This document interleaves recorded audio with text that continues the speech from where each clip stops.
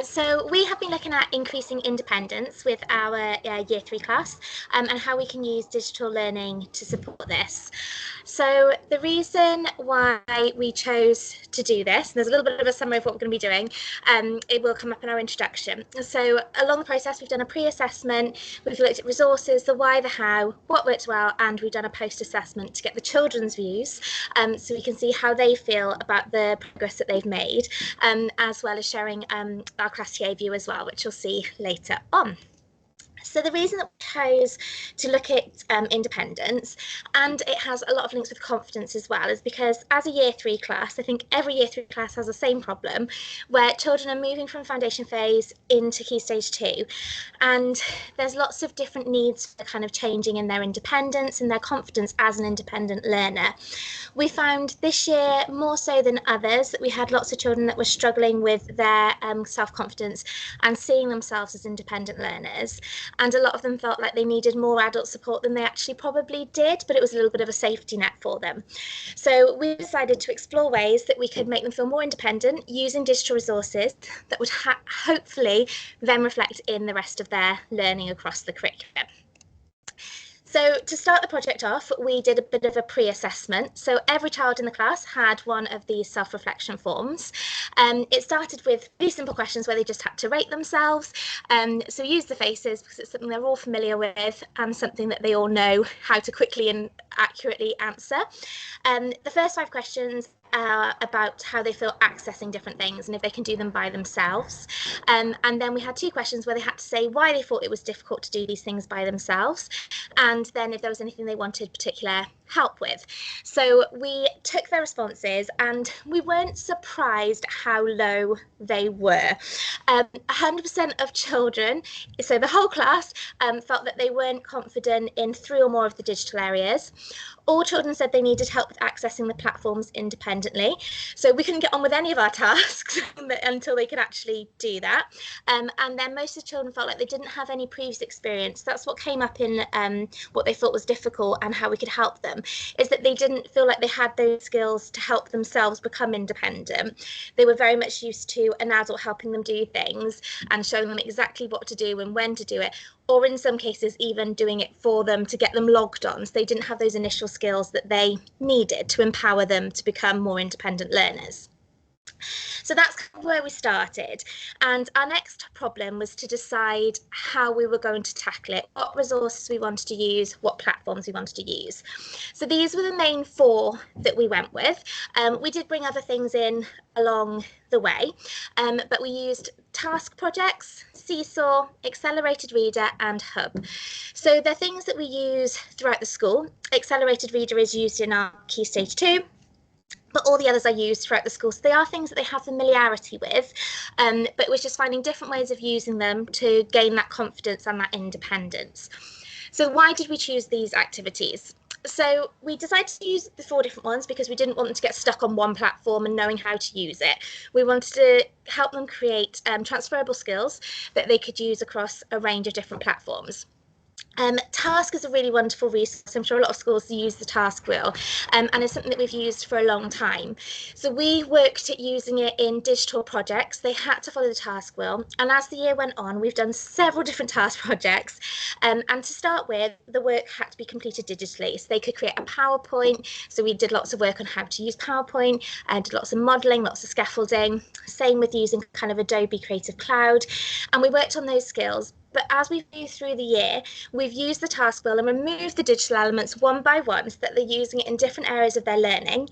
Yes, they're using digital to do their research, but the final products they're using expressive arts, or they might be creating something that's kind of like a cartoon or a story. So we've tried to apply those skills in different ways, but using the structure that we made them confident with to begin with. So Seesaw we used for sharing with parents, but we also started to create more tasks on there like we did during home learning, so the children had to independently access their work.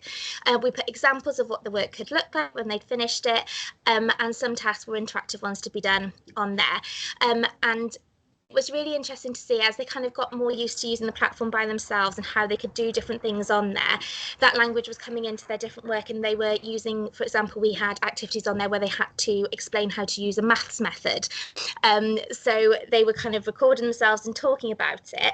And then we've seen in their math lesson that they've been doing the same things. They've been kind of talking through what they're doing as if they were teaching someone else on Seesaw. So we've seen that kind of transferability there, which has been lovely. Accelerated Reader is something that starts in year 3. Some children do use it in year 2, but it's not kind of class-wide. And it's a really lovely tool for literacy. But there is a lot of digital involved in getting onto the website. You have to use QR codes, you have to use QR scanners, you have to be able to remember your login, which is a skill that is tricky for a lot of them. And it is something that in previous years we probably would log them on for them, get them to the right page. So we started by training a small group of children how to do it, and then we spread it across the class. And we've brought peer coaching in, and I'll explain that in a little bit as well, and how that worked for the project. And then Hub, which I know we're all very familiar with. So it's been a really integral resource for us, from using it to log into the Chromebooks, to then accessing things like Office 365 and Britannica, so that they're able to independently complete those kind of research tasks and their presentational tasks. But it was really lovely to see them starting to develop kind of the language of how do I find it, what do I need to do, where do I go to? And they've used Hub as kind of their launch pad, I guess, for that, and kind of knowing that they can get this information in one place, and how is that transferable to using other search platforms.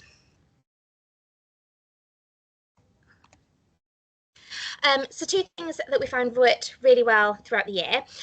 One was kind of the enabling of the independence. So we've gradually added more independence to the tasks they're doing and removed that scaffolding like we would in any task, but we've really focused on it with our digital tasks, to see if the independence that we gave them within digital could then be kind of shared and transferred across their other activities. And we've had some children that would usually struggle to be independent in kind of your literacy and your maths, becoming very, very independent in digital, and actually giving them a really lovely confidence boost. And that leads on to the peer coaching. So we use peer coaching in literacy and maths. It's when we have our kind of more confident children helping to support their peers, so they'll have to explain what they're doing, which again obviously helps to cement the ideas in that child. But sometimes children prefer hearing things from people their own age, which is understandable, rather than having to seek help from an adult all the time. And it was very interesting to see that it wasn't necessarily the children that would always be peer coaches for your literacy and maths that stood up to the role within digital work. And then they started to feel a bit more confident about doing it in the different areas, and thinking that they can explain what they're doing and talk about it using that language of discussion, and take on more of a leadership role when they would normally kind of take a step back. So at the end of the year, start of summer 2, we have done a post-assessment. So you can see an example there of one of our pre-assessments and post-assessments, to see kind of where they've marked themselves in comparison to the start of the year. We had some really lovely findings from the assessments. So 100% of our children feel that they are now more independent in their digital work, and 100% of children could identify another area of learning, if not more than one, that they now feel more confident and independent in outside of digital. So some of them were saying that they feel that they can complete tasks in history and RE more independently, because they know where they can go to research their information, or they know how to share what they've learnt with other people more confidently. And it was really, really lovely to see the discussion that came from it, the children that wouldn't necessarily put their hand up and say something, because they felt empowered because what they've learned in digital, they were able to say, actually, I think I can do this now, which I couldn't do before. So we've got one of the pupil comments there, and they said, I think I've become more independent in my learning because I can do it by myself instead of working with an adult like I did at the start of the year. And this is something that we've noticed massively across the class, as they've made huge improvements. We had very large focus groups at the start of the year, and my TA would have a very large group, I would have a very large group, just to enable them to access their learning at a level that was not even suitable for them because they could do it independently. They just didn't feel like they could. So it's kind of been providing those stepping stones for them to realise their potential. My lovely TA, Mrs. Moore, said, I've seen a huge improvement with children's confidence in their digital learning this year, and that has also been seen in other areas of their learning. For us, we always see this progress throughout the year in year three. It's a massive step from the start to the end of the year. But we've definitely found that using digital resources to kind of build that scaffolding in has made a massive impact on their confidence. So kind of the conclusions that we've came to from the project. So we found that there's been increased digital confidence, which has enabled the children to feel that they can complete tasks more independently. So like I've mentioned before, we use modelled and scaffolded activities and have slowly removed that scaffolding as the year has gone on, so that they are able to understand the processes that are required by themselves and can then kind of do that task and that kind of activity or something similar by themselves. The children have been able to identify the areas in which they feel most confident, and through discussion have shared what they would like to become more independent with next. So they've started to kind of set more challenges for themselves, and it's been really lovely to see the confidence they've gained has affected all areas of their learning. And we have lots of children now that ask if they can do kind of extra things outside what we offer them, because they want to have a go at it and try it, which is really lovely. And then our final conclusion is that we're going to continue to use these practices we've developed this year in following years, but we also want to kind of continue to identify and introduce different platforms and different activities that can continue to support that effective independent learning. There we go, thank you.